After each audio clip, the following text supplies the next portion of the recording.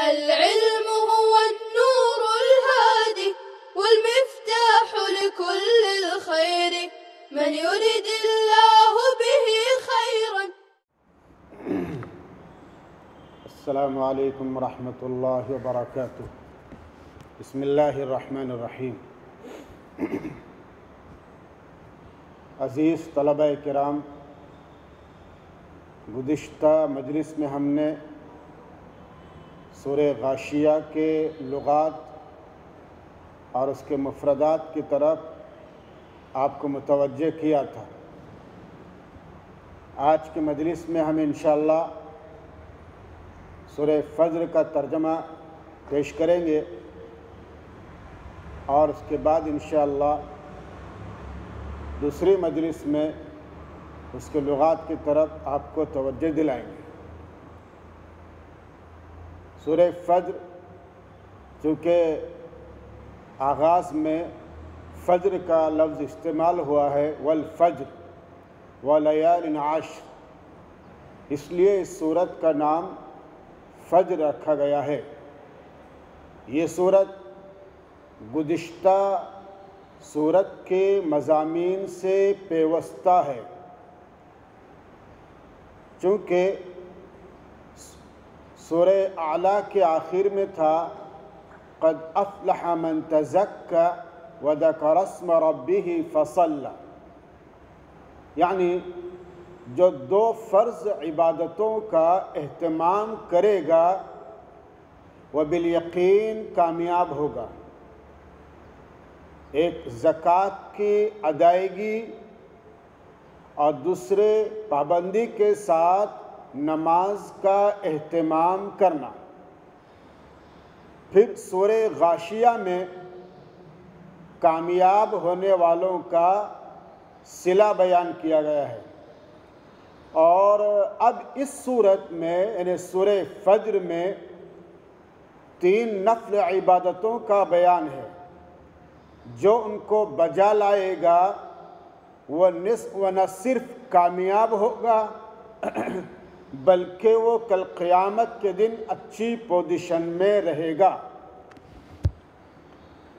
ان آیات میں یعنی سورہ فجر کی آیات میں بظاہر قسمیں وارد ہیں، مگر حقیقت میں 3 ہیں. 2 قسمیں وارد ہیں لیکن حقیقت میں 3 ہیں. جفت اور طاق کا 10 راتوں سے تعلق ہے، اور جواب قسم نہ محذوف ہے نہ مذکور، بلکہ اس کی جگہ هل فی ذلک قسم لحجر آیا ہے. یعنی ان قسموں میں جو اشارہ ہے اس کو عقل مند سمجھ لے گا اور اس پر عمل بھی کرے گا اور وہ اپنے کامیابی کی پوزیشن میں آئے گا. وہ 3 عبادتیں کیا ہیں؟ اعمال. ایک تو فجر کی نماز مسجد میں ادا کرنا، جماعت سے ادا کرنا. فجر کی نماز جماعت سے ادا کرنا.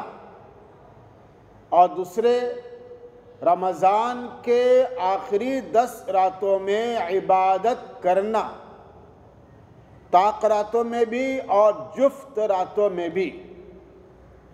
اور نمبر 3 رات کے آخری حصے میں تہجد پڑھنا. یہ 3 عبادتیں ہوئی.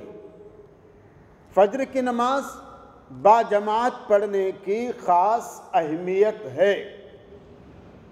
سورہ بنی اسرائیل میں ہے ان قرآن الفجر کان مشہودا، ان قرآن الفجر کان مشہودا، بے شک فجر کی قرأت یعنی نماز حاضری کا وقت ہے.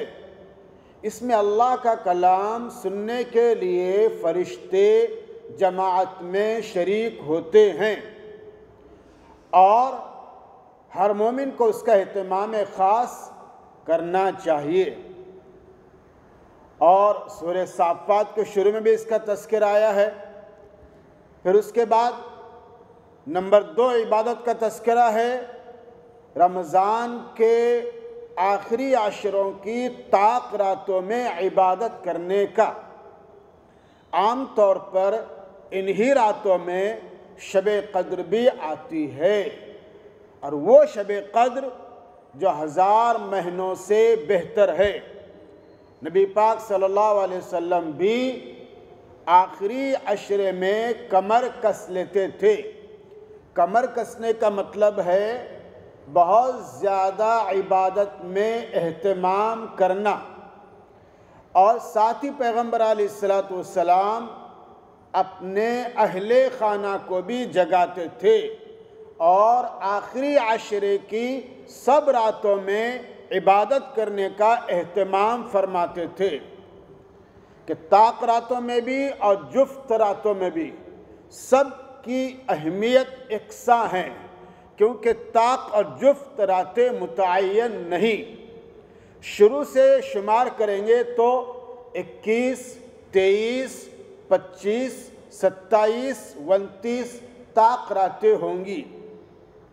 21، 23، 25، 27 اور 29 یہ طاق راتیں ہوں گی، اور آخر سے شمار کریں گے اور مہینہ 30 پر پورا ہوگا تو بھی طاق راتیں یہی ہوں گی، اور دوسری راتیں جفت ہوں گی، اور اگر مہینہ 29 کا ہوگا تو معاملہ برعکس ہوگا۔ اس لیے سبھی راتوں میں عبادت کرنی چاہیے، اس کا اہتمام کرنا چاہیے، اور زیادہ سے زیادہ عبادت میں دل لگ جائے اس کی کوشش کرنی چاہیے۔ اور تیسرے نمبر پر ایک عبادت ہے جس کا ہم نے تذکرہ کیا ہے، تہجد کی نماز کا ہے۔ جب رات ختم ہونے پر آئے تو اٹھ جائے اور اللہ کے سامنے اپنا سر نیاز کے ساتھ جھکائے، اور اس کے بڑے وعدے ہیں۔ اللہ کے نبی صلی اللہ علیہ وسلم نے بڑا اہتمام فرمایا ہے، گرچہ تہجد کی نماز واجب بھی نہیں ہے، فرض بھی نہیں ہے، لیکن پیغمبر علیہ السلام نے اپنی حیات طیبہ میں اس کا اہتمام فرمایا ہے، صحابہ اکرام نے اہتمام فرمایا ہے، اور پھر چلتے رہیے۔ اللہ کے نیک اور صالح بندوں نے ہر زمانے میں تہجد کا اہتمام کیا ہے، کرتے رہنا چاہیے۔ ہر مسلمان کی زندگی میں اس کی پابندی ہونی چاہیے۔ یہ 3 نمازوں کا تذکرہ ہے، اور اس کے بعد پھر اللہ تعالیٰ آگے کی باتیں فرما رہے ہیں۔ تو ترجمہ دیکھیے، وَالْفَجْرِ وَلَيَالٍ عَشْرٍ وَالشَّفْعِ وَالْوَتْرِ وَاللَّيْلِ إِذَا يَسْرِ هَلْ فِي ذَلِكَ قَسَمٌ لِذِي حِجْرٍ۔ فجر کی قسم کہ نبی پاک صلی اللہ علیہ وسلم کے زمانے میں مسجد نبوی میں اول وقت جماعت ہوتی تھی، اور اہتمام بھی ہوتا تھا اس کا۔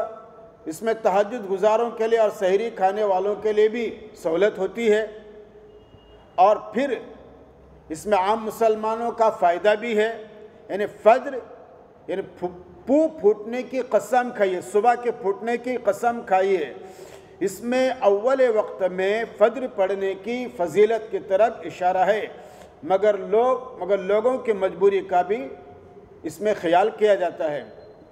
اور فرما رہے ہیں وَلَيَالٍ عَشْرٍ، اور 10 راتوں کی قسم، یعنی رمضان کے آخری کے 10 راتوں کی قسم، اور جفت و طاق راتوں کی قسم، وَلَيَالٍ عَشْرٍ، جفت اور طاق راتوں کی قسم، وَاللَّيْلِ إِذَا يَسْرِ، تو جفت اور طاق راتوں کی قسم۔ اس کے بعد فرما رہے ہیں کہ اور رات کی قسم جب وہ جانے لگے، یہ تہجد کے وقت کی قسم ہے۔ یہ تیسری جو نفل عبادت ہے اس کی طرف اشارہ ہے۔ کیا ان میں کوئی قسم عقل مند کے لیے ہے؟ هل فی ذلک قسم لذی حجر، کیا ان میں کوئی قسم ہے عقل مند کے لیے؟ یعنی اشارہ ہے سوال کے انداز میں کہ عقل مند اس پر غور کرے اور اشارہ سمجھے، اور عقل مند کو اشارہ سمجھنا چاہیے اور یہ عبادتیں بجا لانی چاہیے۔ جب قرآن کریم نے تاکید کے طور پر قسمیں کھائی ہیں تو ایک عقل مند انسان سمجھ سکتا ہے کہ آخر قسمیں کیوں کھائی جا رہی ہیں۔ وہ اسی لیے کہ عقل مند آدمی سمجھے اور جس کے لیے قسم کھائی جا رہی ہے اس کو بجا لائے اور عبادت میں اپنی پوزیشن کو بہتر سے بہتر بنانے کی کوشش کرے۔ اور اس کے بعد فرما رہے ہیں أَلَمْ تَرَ كَيْفَ فَعَلَ رَبُّكَ بِعَادٍ إِرَمَ ذَاتِ الْعِمَادِ الَّذِي لَمْ يُخْلَقْ مِثْلُهَا فِي الْبِلَادِ وَثَمُودَ الَّذِينَ جَابُوا الصَّخْرَ بِالْوَادِ وَفِرْعَوْنَ ذِي الْأَوْتَادِ الَّذِينَ طَغَوْا فِي الْبِلَادِ فَأَكْثَرُوا فِيهَا الْفَسَادَ فَصَبَّ عَلَيْهِمْ رَبُّكَ صَوْتَ عَذَابٍ إِنَّ رَبَّكَ لَبِالْمِرْصَادِ۔ سورہ اعلیٰ میں فرمایا تھا کہ آخرت میں ناکام وہ لوگ ہوں گے، آخرت میں ناکام وہ لوگ ہوں گے جو دنیا کو آخرت پر ترجیح دیتے ہیں، جو دنیا کو آخرت پر ترجیح دیتے ہیں، وہ ایمان نہیں لاتے، ان کی ساری توانائی اور طاقت و قوت دنیا کے پیچھے ہی خرچ ہوتی ہے۔ اور پھر سورہ غاشیہ میں ان کا اخروی انجام بیان کیا تھا۔ اب یہاں پر یہ بیان ہے کہ جو قوم اس درجے دنیا کے پیچھے پڑ جاتی ہے کہ آپے سے باہر ہو جاتی ہے، دنیا طلبی میں مخلوق پر ظلم زیادتی ڈھانے لگتی ہے، اللہ کی زمین میں فساد اور انتشار برپا کرتی ہے، اور پھر اس کو دنیا میں عبرتناک سزا بھی ملتی ہے اللہ کی جانب سے۔ ایسی تین قوموں کا یہاں پر تذکرہ کیا ہے، عاد اولا، ثمود یعنی عاد ثانیہ، فرعون جو اپنی سرکشی کے نتیجے میں ہلاک اور برباد ہوا۔ تو قرآن نے کیا فرمایا؟ أَلَمْ تَرَ كَيْفَ فَعَلَ رَبُّكَ بِعَادٍ، کیا آپ نے دیکھا نہیں، کیا آپ نے دیکھا نہیں کیسے معاملہ کیا تیرے رب نے ستونوں والے عاد ارم کے ساتھ، ستونوں والے عاد ارم کے ساتھ، جن کے مانند، جن کے جیسا علاقے میں کوئی پیدا نہیں کیا گیا۔ عاد قریبی دادا کا نام ہے اور ارم دور کے دادا کا، انہی کو عاد اولا کہا جاتا ہے، اور عاد ثانیہ کو ثمود کہا جاتا ہے، قوم ثمود۔ عاد اولا نے بڑے بڑے ستون کھڑے کر کے اونچے اونچے محلات بنائے۔ قرآن کریم میں مختلف مقامات پر اس کے طرف اشارہ ہے، يَنْحِتُونَ مِنَ الْجِبَالِ بُيُوتًا، کہ وہ تراش کر پہاڑوں سے مکانات بناتے ہیں۔ اللہ نے ان کو عجیب طاقت اور قوت عطا فرمائی تھی۔ اس زمانے میں اس قوم جیسی کوئی قوم مضبوط اور طاقتور نہیں تھی، ان کی عمارت اپنا جواب نہیں رکھتی تھی، مگر جب ان پر 7 راتیں اور 8 دن مسلسل طوفانی ہوا چلی تو سب ڈھیر ہو گئے۔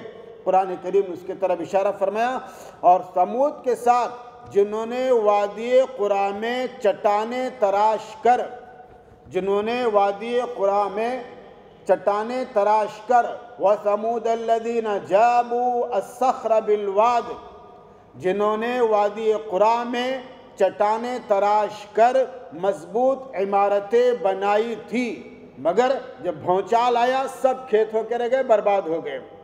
اور کھونٹوں والے فرعون کے ساتھ، فرعون کو کھونٹوں سے اس لیے تعبیر کیا، کھونٹی جو گاڑی جاتی ہے اس لیے کہ وہ عذاب بھی دیتا تھا وہ کھونٹی گاڑ کر، اور جناب خیمے بھی رکھتا تھا، جہاں جناب خیمے سے کھونٹی گاڑے تو اس اعتبار سے وہ کھونٹے والے فرعون ہی مشہور ہو گیا، اس لیے قرآن کریم نے اس کے نام کے ساتھ اس کو جوڑ دیا ہے۔ فرعون بڑے لاؤ لشکر والا تھا، اس کو کافی مقدار میں خیمے گاڑنے کے لیے کھوٹیاں رکھنی پڑتی تھی، اور وہ بھی اپنے فوج کے ساتھ غرق آب ہو گیا، اللہ نے اس کو بھی برباد کر دیا۔ اور پھر قرآن کہتا ہے ان سب قوموں نے علاقوں میں سرکشی کی، بغاوت کی، الذین طغوا فی البلاد، ان سب لوگوں نے علاقوں میں سرکشی کی اور ان میں بہت زیادہ شور مچایا، فساد مچایا، پس ان پر آپ کے رب نے عذاب کا کوڑا بجایا، بس ان پر آپ کے رب نے عذاب کا کوڑا بجایا فصب علیہم ربک صوت عذاب، آپ کے رب نے ان پر عذاب کا کوڑا برسایا۔ اور پھر بالیقین آپ کا رب گھات میں ہے، یا کہ آپ کے رب گھات میں ہے، سب کے اعمال اللہ تعالیٰ دیکھ رہا ہے، احوال دیکھ رہا ہے۔ اللہ تعالیٰ کسی کے عمل سے نعوذ باللہ غافل نہیں ہے، اور نہ کسی کے شرارت سے اللہ تعالیٰ غافل ہے۔